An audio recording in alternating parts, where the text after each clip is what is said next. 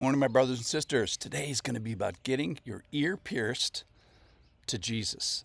This is going to be from Deuteronomy chapter 15. We're in a section where the Lord is practically applying this concept of the Lord has released you. And then how should we act after that? So he's released us from what we deserve. So then how shall I treat the people that specifically owe me money?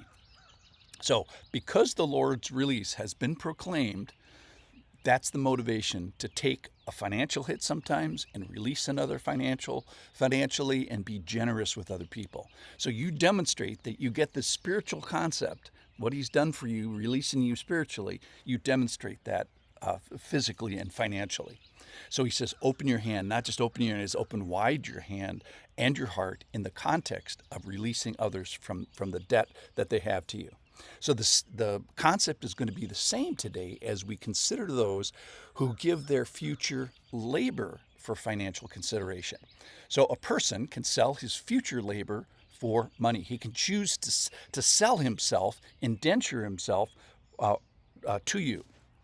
It's the same concept as it was yesterday, which is when you lend money to a person and he pledges to pay it back. So that is, you've given in money and they promise to pay it back to you with a finite amount of labor.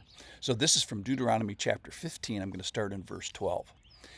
If your brother, a Hebrew man or a Hebrew woman, is sold to you or sells himself to you, he shall serve you 6 years. And in the 7th year, you shall let him go free. So the idea is this is temporary and it's voluntary. And when you let him go free from you, you shall not let him go empty-handed. You shall furnish him liberally out of your flock, out of your threshing floor, out of your winepress. And as the Lord has blessed you, you shall give to him. So as you send him out the door, give him wine and grain and sheep.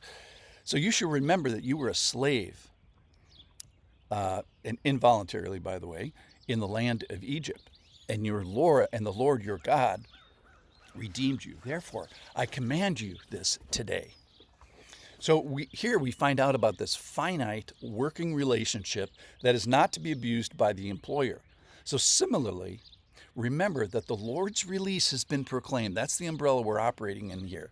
And this financial deal is done before the watchful eye of the Lord. So this doesn't, no shenanigans. This doesn't escape his notice.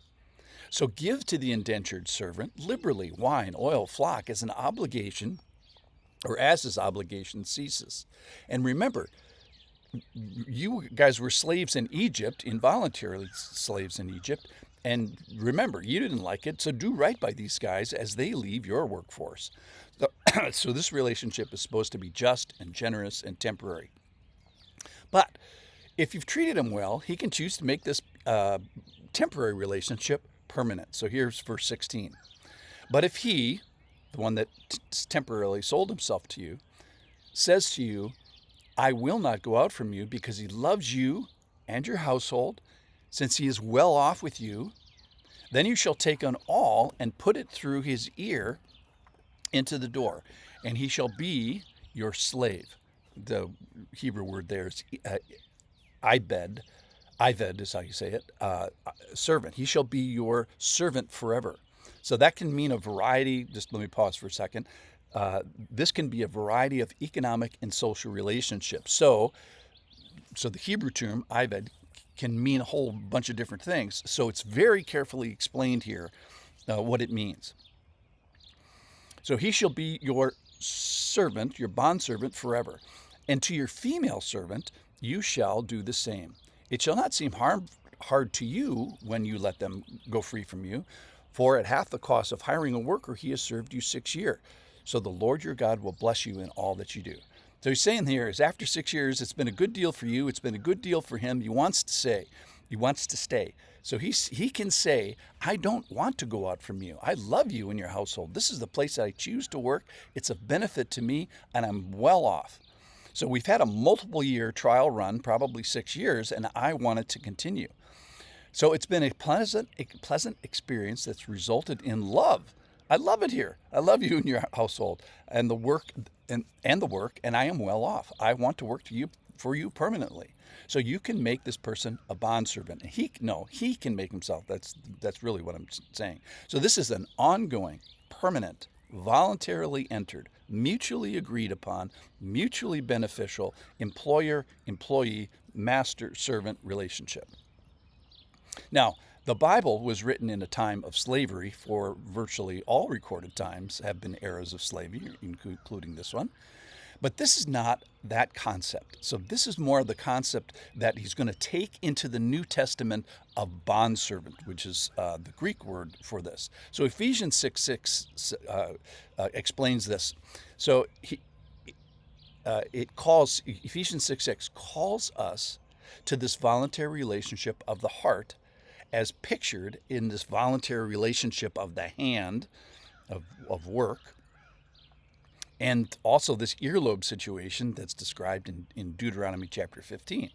So if you find yourself as a bondservant relationship on earth with your hands, then Ephesians 6:6 says you should be a spiritual bondservant going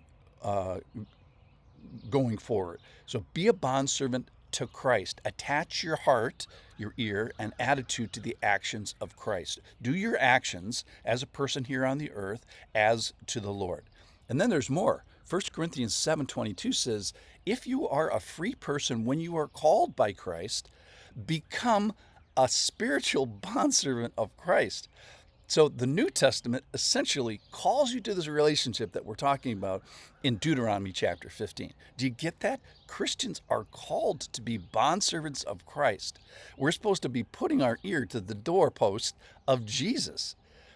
And I would define it exactly the same, which is be in an ongoing, permanent, voluntarily entered, mutually agreed upon, mutually beneficial master-servant relationship. That's a good definition of being a Christian. So the idea here is that I am a servant of Christ. I am supposed to get my ear pierced permanently to this relationship with Jesus. And since I'm hitching my wagon to him. So the call today from Deuteronomy chapter 15 is go and be a bondservant to Christ. Be in this ongoing, permanent, voluntarily entered, mutually agreed upon, mutually beneficial master-servant relationship. Amen.